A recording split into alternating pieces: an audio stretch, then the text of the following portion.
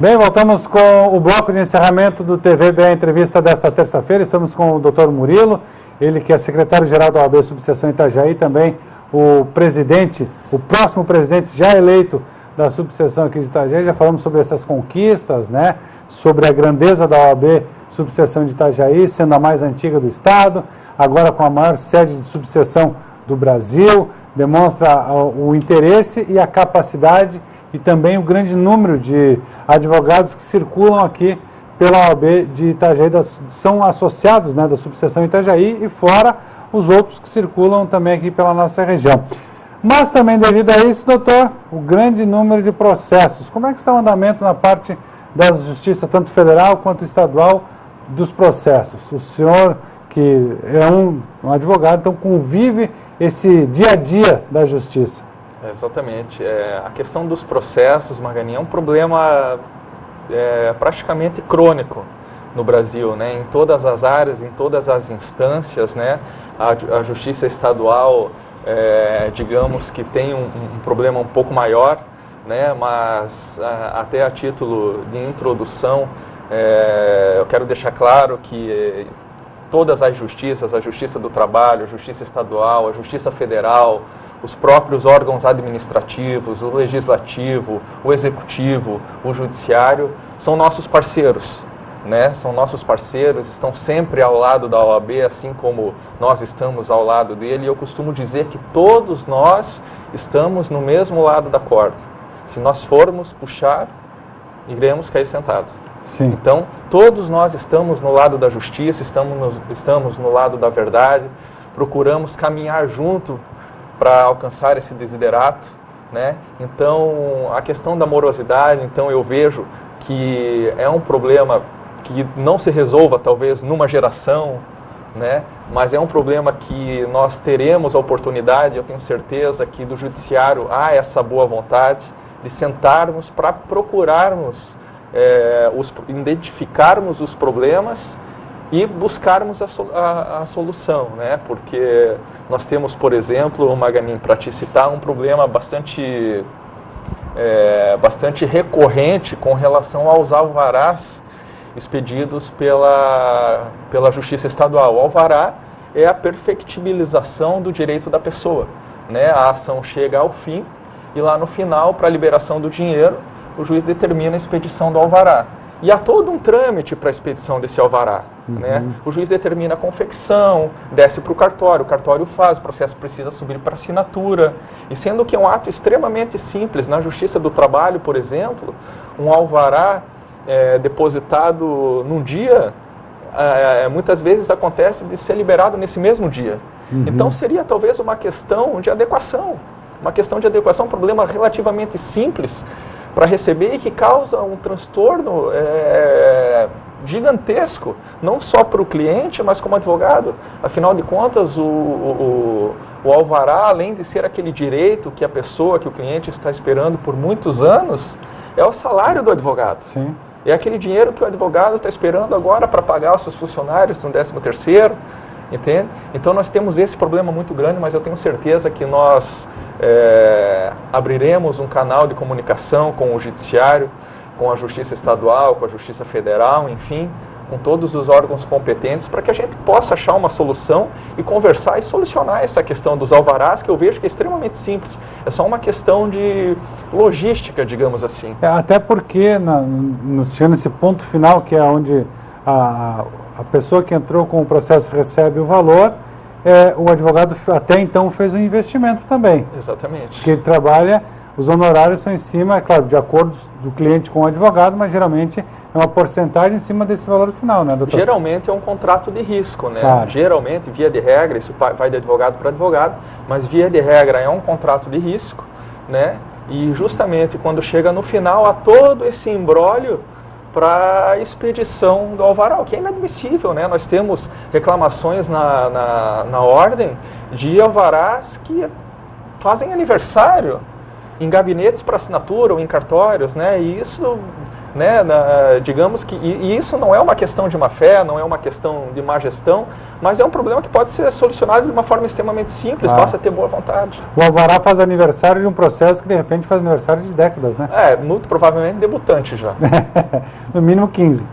15 anos, E até porque do grande número de processos a gente observa também, acredito eu não sei a opinião do senhor, mas a gente observa às vezes acompanhando algumas decisões até do Supremo Tribunal de Justiça, a gente observa assim, às vezes questões que a gente acha um absurdo que possa chegar a Brasília, uma briga de vizinho, uma certa ocasião, né, acompanhando a Voz do Brasil, uma discussão era sobre o galo do vizinho que cantava, estava lá em Brasília no Supremo, né, uma coisa assim que pensa, nossa, que... E aí se vê a dificuldade também dessas leis, né, doutor? Exatamente, né? Então, se chegam questões como essas, né? Que seria só o maior processo chegar lá, né? Então, você imagina para questões um pouco mais rebuscadas, né? É complicado. O judiciário talvez... mas é bom ressaltar que, de todo modo, Maganinho, o judiciário é o poder com mais credibilidade, né? É o que a gente ouve falar, que a gente tem menos notícias de corrupção, queira ou não queira, é o judiciário. Sim. Então nós devemos esse voto de confiança para o judiciário.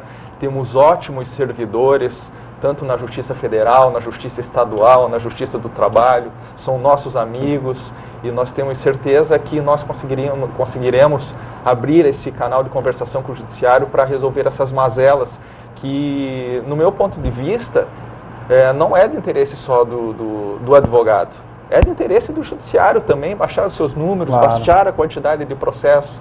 Então é absolutamente irrelevante que a gente ache uma solução para essa problemática, não só dos alvarás, mas existem outras questões pontuais, Magani, com relação aos processos, mas que nós discutiremos aí durante a gestão. E doutor Murilo, lembrando que nós temos a Justiça do Estadual, que o senhor citou, aquela do Fórum, ali aqui em Itagena, 7 de setembro, juntamente com o Ministério Público, né, que fica no mesmo prédio. Acho que, não sei se é em todo o estado de Santa Catarina, mas a grande maioria é o Fórum junto ao Ministério Público no mesmo prédio, né, que são poderes diferentes. Na verdade, são absolutamente independentes, né?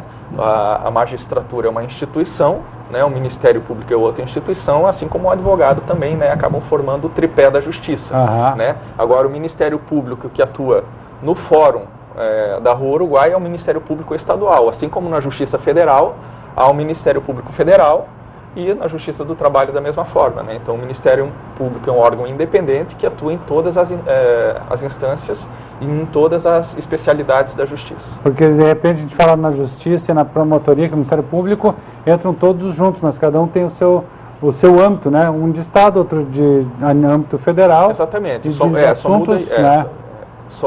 A diferenciação é justamente essa, a nível estadual e a nível federal. Com certeza.